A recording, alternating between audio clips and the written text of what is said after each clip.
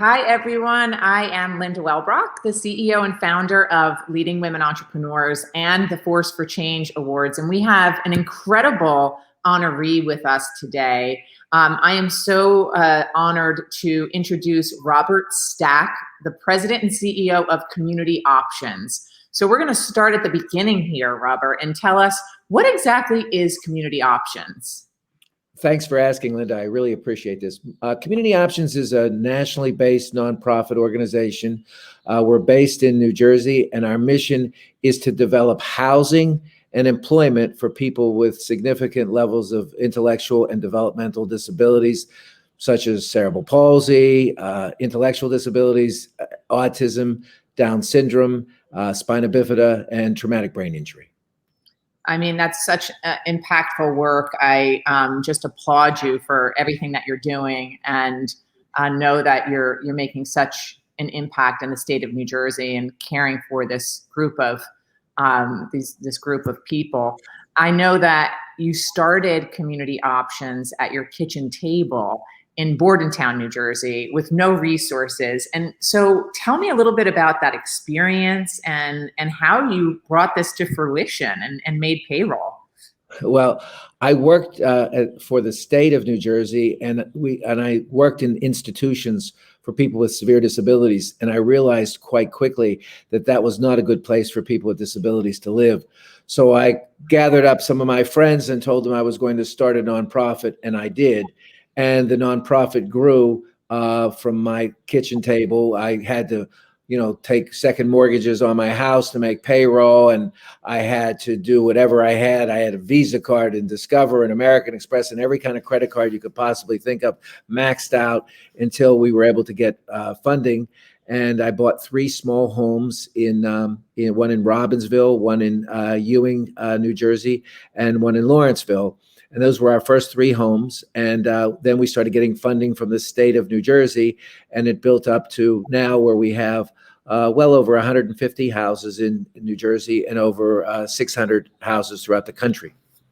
That's absolutely incredible. And it's so moving to hear your story and how you were obviously called to do this work and how important it is.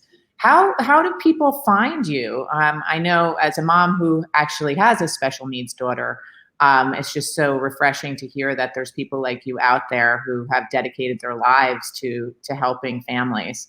So how would people find you and apply for housing? All they have to do is our websites are very simple, Community Options.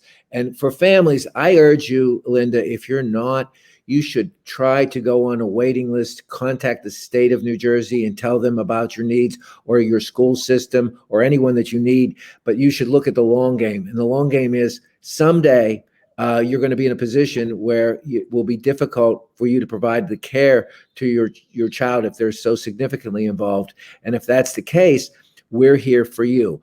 We have so many families and parents where the dad, might have had triple bypass surgery, or the mom's not around and they can't lift up Johnny into the bathtub anymore. And that's where we come in. And we make sure they live in a small house and they're provided with quality staff. And we're always looking for quality staff. And right now our workforce is about 5,200 people. And we're always looking for better people. And we provide the services there, and we also help them integrate into the community to network with the neighbors, to also get jobs and to do things that are interesting and innovative.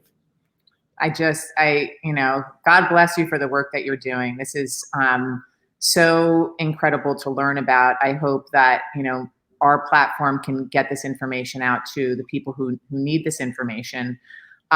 I would like to ask just one last question. The name of the award is Force for Change, and clearly you are the epitome of that and representative of exactly what we look for in this awards program.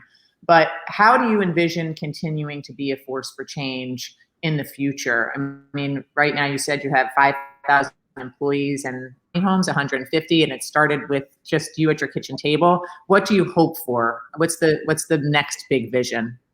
Well, what we're trying to do right now is we have, first of all, I've been doing this for 32 years.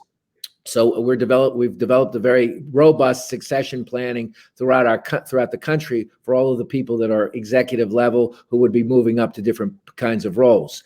I think it's important to point out that our long game is, right now we have banked from nothing to about $11 million, and we're trying to get that someday to $100 million. And what that $100 million will do is we won't touch it. We'll just use the interest of that money to augment the existing salaries of our direct care people, because Medicaid is kind of challenging relative to the rates they give. So this way we can hire people above the $15 minimum wage to maybe a $16 or $17 range, so that we get more quality staff. And we think that when that happens, we can grow to a much bigger organization. Okay, so from 0 to 100 million, I'm putting it out there. I hope there's some listeners out there that would want to contribute to this, and I'm very confident that there will be. So Robert Stack, thank you for the work that you're doing. Congratulations on being an honoree. We cannot wait to celebrate you and your dedication and hard work on November 8th at the Force for Change Awards program. And it's my pleasure to get to know you better and learn about just all the great work that you're doing. So congratulations again. Thank you.